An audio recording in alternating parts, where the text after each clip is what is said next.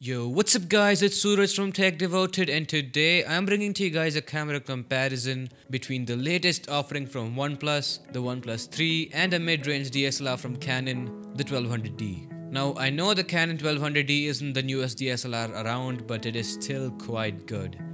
The 1200D costs around 25 to 30,000 Indian rupees and the Oneplus 3 costs about 27,000 Indian rupees. But obviously taking pictures isn't the only thing that the Oneplus 3 does, whereas for the 1200D, taking pictures is of course its primary function. First, let's get some specs and numbers out of the way. The Oneplus 3 has a 12 megapixel sensor with an aperture as wide as f2.0 and the Canon 1200D has an 18 megapixel APS-C size CMOS sensor, and the rest really comes down to the lens you're using. I'm making this video with the average user in mind, hence I will only take pictures using the kit lens and I am going to be shooting on auto mode on both cameras, again because an average user really doesn't use the manual controls.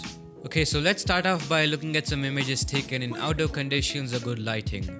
I'm gonna say this, the results were quite shocking because a lot of the times the Oneplus 3 had an edge over the 1200D. The Oneplus 3 usually tends to produce a warmer color in its pictures and the 1200D has a slightly cooler or bluish color tone, and I personally prefer the cooler color tone. For the color saturation, I think the 1200D usually does a better job than the Oneplus 3. In terms of sharpness though, even though the 1200D has a higher megapixel count, for some reason the Oneplus 3 produced a sharper image than the 1200D 9 out of 10 times. At least to my eye, it looks sharper than the image produced with the 1200D.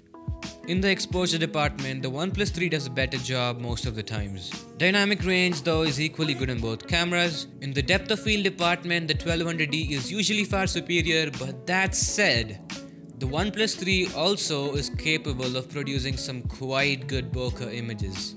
In terms of low light though, things start to change quite a bit. I shot on auto mode in both cameras, but on the 1200D, the flash always gets activated and does its thing.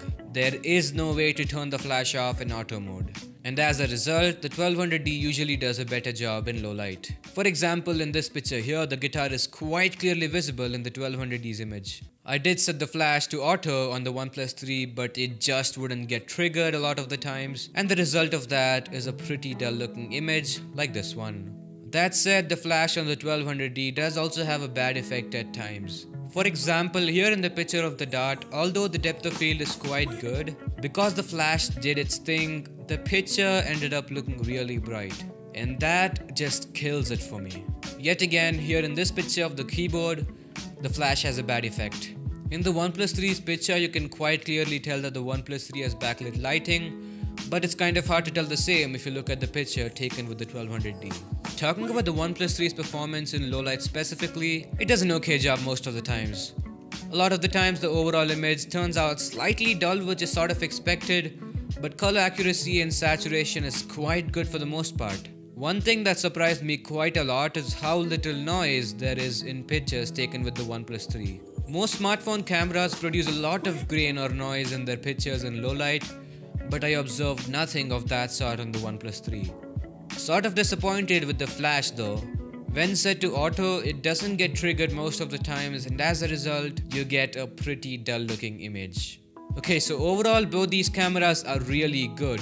Now obviously if you shoot with the right set of lenses and use the manual mode on the DSLR, you can quite easily crush the Oneplus 3.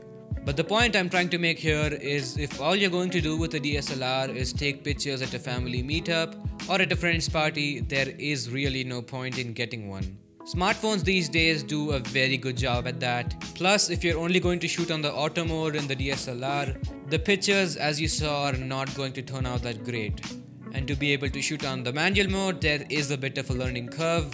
But on the other hand, shooting on a smartphone is dead simple.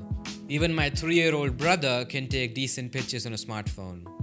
But that wraps it up for this comparison. I hope you guys enjoyed it. This was my first time doing something like this, so feedback is greatly appreciated. Direct links to purchase both products are in the description, and if you personally want to compare the pictures, feel free to download the high resolution samples. But that wraps it up for this video. If you liked what you saw, feel free to like and subscribe. Thanks so much for watching. It's been Suraj, and I'll talk to you guys in my next one. Peace.